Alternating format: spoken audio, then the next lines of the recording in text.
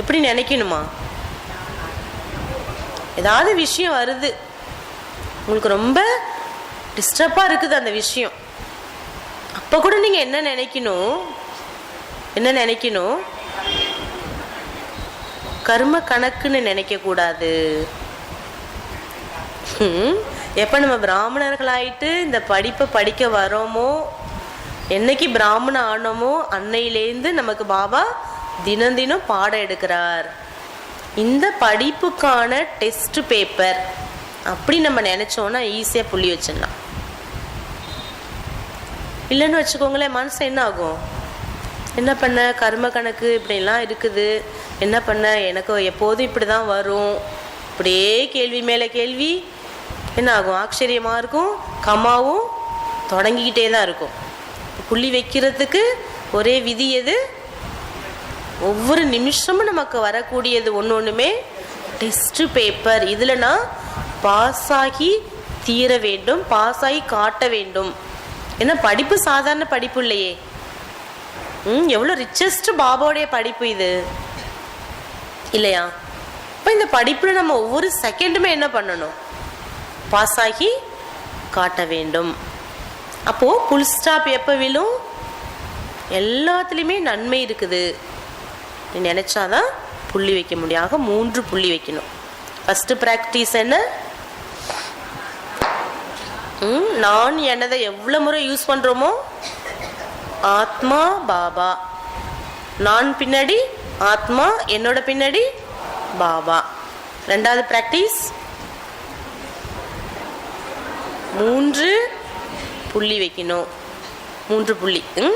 3வது मंदिरों में अपने जड़ चित्रों मूर्तियों के स्थान पर खड़े होकर दयालु कृपालु रहमदिल बन भक्त आत्माओं की मनोकामनाएं पूर्ण करे. அடுத்து என்ன சொல்றார் பாபா? ரொம்ப அழகான பிராக்டிஸ். நேர கோயிலுக்கு போய் மூர்த்தி எந்த ஸ்தானத்துல நிக்குதோ அந்த ஸ்தானத்துல போய் நம்ம சூக்ஷ்மத்துல பிரசன்ட் ஆயிடணும், சாட்சாத்காரம் கொடுக்கணும். மூர்த்தி ஸ்தானம். மூர்த்தி எப்படி நிக்குது?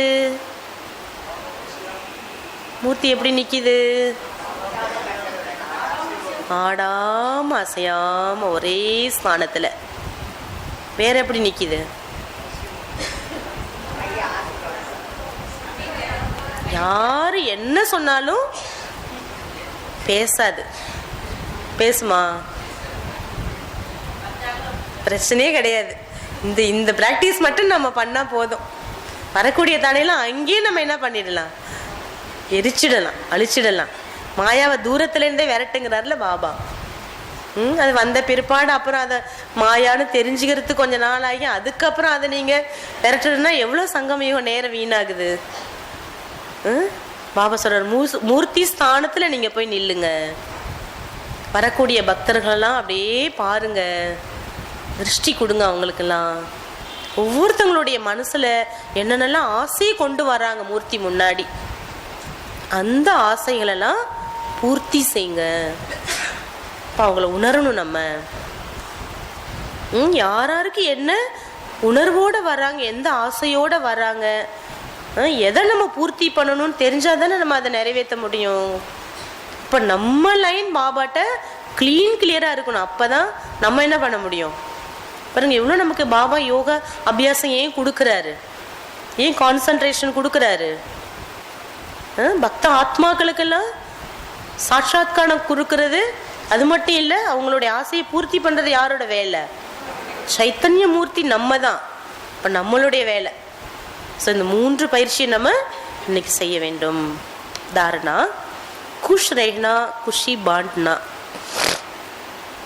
குஷியாக இருந்து குஷியை வழங்குதல். எல்லாருக்கும் சந்தோஷத்தை வழங்குங்கள். हमें कौन मिल गया, क्या मिल गया? अपनी अविनाशी प्राप्तियों का सिमरन करते सदा अतीन्द्रिय आनंद में रहे, सर्व को खुशी का प्रसाद बांटते चले. எனக்கு யார் கிடைத்திருக்கிறார்? குஷியை கொண்டு வரதுக்கு இந்த மாதிரி சிந்தனையை நம்ம நினைக்கணும், பண்ணணும். சங்கல்பத்தை ஏற்படுத்தணும். எனக்கு யார் கிடைச்சிருக்கிறாரு, என்ன கிடைத்துள்ளது? இந்த 2 கேள்வியை மனசுல எழுப்புங்க. அளவற்ற கசானா வரும். மனசுல என்ன வரும்? அளவற்ற பொக்கிஷங்கள் எல்லாருக்குமே இருக்கு. அளவற்ற பொக்கிஷங்கள் இருக்கு, இல்லைன்னே சொல்ல முடியாது. எப்ப நம்ம பாசிட்டிவான இந்த எண்ணத்தை நம்ம கொண்டு வரோமோ அப்பதான் நம்ம என்ன பண்ண முடியும்? நமக்குள்ள இருக்கக்கூடிய பிராப்திகளினுடைய ஆழத்துல போக முடியும். இப்படி கடலோட ஆழத்துல போனாதான் என்ன கிடைக்குது? வேல்யூபிள் பொருள் கிடைக்குது. அந்த மாதிரி மேலோட்டமா பார்க்க கூடாது. ஆழத்துல போங்க. அழியாத பிராப்திகளினுடைய நினைவை செய்து எனக்கு என்ன பாபா அழியாத பிராப்தி கொடுத்திருக்கார், கொடுத்தவர் யாரு, இத நினைச்சு சதா அத்தீந்திரிய ஆனந்தத்தில் இருந்து அனைவருக்கும் குஷி என்ற பிரசாதத்தை வழங்கி கொண்டே செல்லுங்கள். குஷிங்கிற பிரசாதத்தை கொடுத்துட்டே போங்க. இன்னைக்கு எல்லாருக்கும் எதை கொடுக்கணும்? குஷியை கொடுத்துட்டே போங்க. உங்க முன்னாடி யார் வந்தாலும் ஃபர்ஸ்ட் பிரசாதம் கொடுங்கிறார் பாபா. எப்படி வேணாலும் கொடுக்கலாம் நம்ம. गायन है खुशी जैसा न तो कोई खुराक है और न ही कोई गसाना. குஷியை போல டானிக்கும் கிடையாது, குஷியை போல பொக்கிஷமும் உலகத்துல இல்லை. இப்போ எவ்வளோ இது முக்கியமானதுங்கிறத நம்ம உணரணும் இந்த நேரத்துல. இப்போ அது யாருக்கு கிடைச்சிருக்குது அதையும் உணரணும். யாருக்கு இப்படிப்பட்ட உயர்ந்த பொக்கிஷம் கிடைச்சிருக்குது, இப்படிப்பட்ட உயர்ந்த டானிக் யாரு தினம் அருந்திட்டு இருக்கிறா? चिंतन सदा खुशनुमा रहने से क्या फायदे. फर्स्ट नंबर क्वेश्चन, सदा சந்தோஷம் நிறைந்தவராக இருப்பதால் என்ன லாபம், என்ன பலன்? நம்ம முகத்துல சந்தோஷம் நிரம்பியவராக இருக்கணுங்கிறார் பாபா. அப்படி சந்தோஷம் நிரம்பியவராக இருப்பதால் என்ன லாபம்? क्यों गुम होती है हमारी खुशी? ஏன் நம்மளுடைய குஷி மறையுது, காணா போகுது? ரெண்டாவது. மூன்றாவது, कैसे रख सकते हम सदा खुश? சதா குஷியா நான் எப்படி இருக்கிறது, எப்போதுமே குஷியா எப்படி இருக்கிறது? द संकल्प लिखे जो हमें खुशी प्रदान करते हैं. 10 சென்டென்ஸ் எழுத சொல்றாங்க பாபா. குஷியை ஏற்படுத்தக்கூடிய உண்டாக்கக்கூடிய 10 விஷயங்களை எழுதுங்க.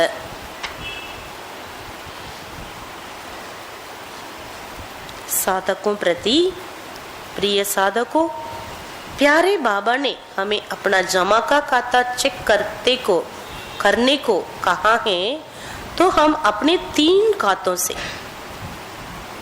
பிரியமான பாபா நாம் அனைத்து குழந்தைகளுக்கும் சேமிப்பு கணக்கை சோதனை செய்வதற்காக கூறுகிறார். 3 கணக்குகளை சோதிக்க சொல்றார் பாபா.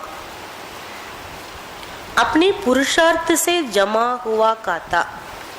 ஒன்று, தன்னுடைய முயற்சியால் புருஷார்த்தத்தால் சேமிக்கப்பட்டுள்ள கணக்கு.